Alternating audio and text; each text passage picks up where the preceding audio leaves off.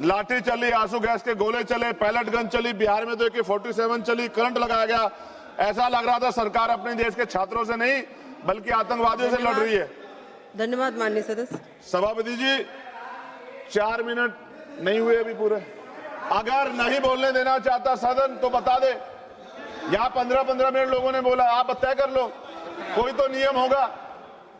अगर आप मना कर दी तो मैं इनको छोड़ देता हूँ, लेकिन अगर आप पूरी बात नहीं रखने देंगे तो कोई बात नहीं। कंप्लीट कर लीजिए। धन्यवाद सभापति जी। ये 30 सेकंड चली गई, इनको आप ऐड करवा देना मैडम। सबसे पहले मैं उन 20 से ज्यादा बच्चे जिन्होंने आत्महत्या की, नीट की इस व्यवस्था से पेपर लीक जो हुआ उसके कारण मैं उनको आदरांजलि पेश करता हूं और उनके परिवारों को प्रकृति संबल दे ऐसी कामना करता हूं।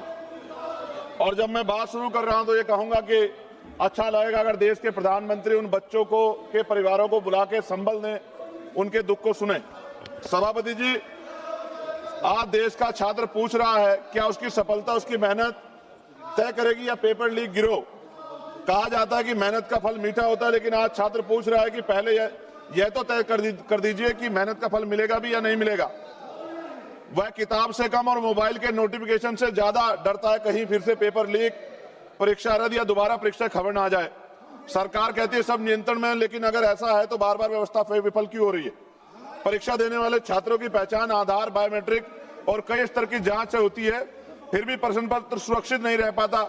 यदि लाखों छात्रों की पहचान सुरक्षित की जा सकती है तो प्रश्न पत्र की सुरक्षा क्यों नहीं की जा सकती। पिछले कुछ वर्षों में NEET, UGC NET, CUT, JEE, UP में UP police constable, UP PCS, UP TET के पेपर लीक हुए हैं और तकनीकी गड़बड़ी, परीक्षा रद्द, मूल्यांकन विवाद और OMR और स्कैन कॉपी से जुड़ी शिकायतों ने लाखों छात्रों का भविष्य बर्बाद किया। जब नॉर्मलाइजेशन के आधार पर छात्रों का भविष्य तय किया जाता है तो रो स्कोर, प्रयुक्त फार्मूला का स्कोर कार्ड पूरी पारदर्शिता से उपलब्ध कराए जाने चाहिए। चयन के गणितीय प्रक्रिया गोपनीय रखने का कोई औचित्य नहीं है। पारदर्शिता विश्वास पैदा करती है जबकि गोपनीयता संदेह। मैं शिक्षा मंत्री के इस्तीफे का भी उल्लेख करना चाहता हूं। छात्रों से क्षमा मांगने के बजाय उन्होंने लिखा कि छात्रों को भ्रम के कुचक्र में नहीं फंसाना चाहिए। मैं पूछना चाहता हूं, भ्रम में छात्र है या बार बार विफल होने वाली व्यवस्था। इस पेपर लीक और भर्ती घोटाले के विरोध में 20 तारीख को जो छात्र सड़क पर उतरे थे, मैं स्वयं उस आंदोलन में मौजूद था। लाठी और आंसू गैस गोले चले, बच्चे पानी मांग रहे थे। उन्हें देखकर मुझे शहीद आजम सरदार भगत सिंह जी की भूख हड़ताल याद आई। और मेरे आज भी याद है जब अंग्रेजों से वो पानी मांग रहे थे तो अंग्रेज दूध दे रहे थे। उस दिन पानी नहीं मिला, उल्टा लाठियां मिली, आंसू गैस के गोले मिले। सभापति जी, बच्चे धुएं में अपनी सांस नहीं ले पा रहे थे। मैं सरकार का धन्यवाद करूंगा कि सरकार ने इतिहास में अमर होने के बहुत करीब पहुंची। सरकार बस जनरल डायर की तरह गोलियां नहीं चलवा पाई। लाठी चली, आंसू गैस के गोले चले, पैलेट गन चली, बिहार में तो AK-47 चली, करंट लगाया गया। ऐसा लग रहा था सरकार अपने देश के छात्रों से नहीं बल्कि आतंकवादियों से लड़ रही है।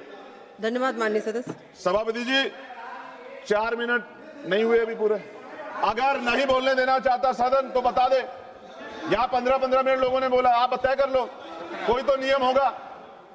अगर आप मना कर दी तो मैं इनको छोड़ देता हूँ, लेकिन अगर आप पूरी बात नहीं रखने देंगे तो कोई बात नहीं। कंप्लीट कर लीजिए।